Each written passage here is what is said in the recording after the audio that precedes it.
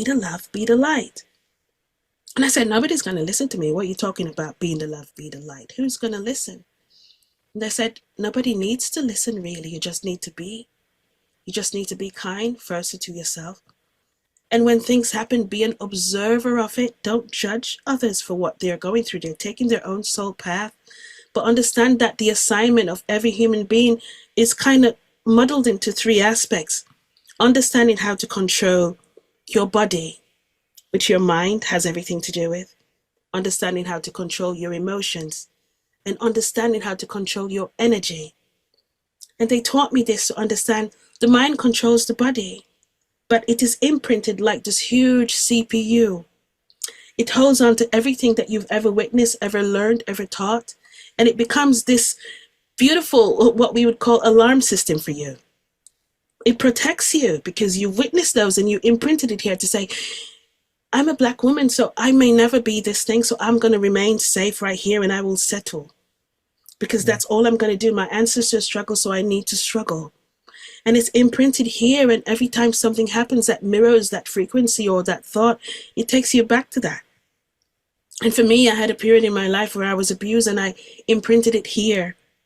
So I became this person who said yes when I knew I should say no, but I wanted to say yes because I wanted to fit in. I didn't want people to see my scars, and they said, until you learn to heal yourself and to see the light within you, no one will be able to see your own light. And that's your process of being boots on the ground and ushering in this beautiful, what they call quiet revolution, where within your heart you start to ask these questions. I think I deserve more. I don't think that's working out for me anymore. I do have a choice. I don't need to own the aspects of what people call is God. Do you understand? And I talk about that. It's weird. My guides gave me the beautiful analogy. I remember when my mom was always volatile with me with these conversations. Don't talk to me about these things you're doing.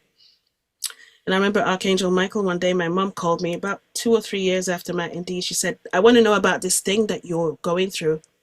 Because if I die, I want to know that all 4 of my kids are going to the light. And I said, but Mom, I'm not going. Yes, you're following the devil and I want to know. Explain this to me. And in that moment, she's on the phone. And when Archangel Michael is within my being, when the essence is there, I always feel this tingle in my crown. It goes down my spine. I said to her, Mom, hold on a minute. I'm getting a message. And she said, I don't want to hear about these things. Remember, she's a Jamaican woman, strict in faith. And I said, just give me a minute.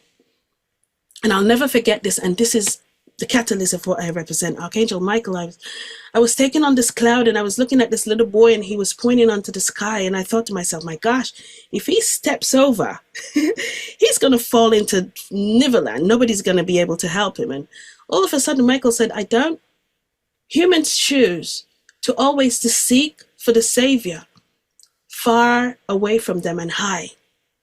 But the Savior actually is within you. And he said, look. So when I looked, I'm looking at this.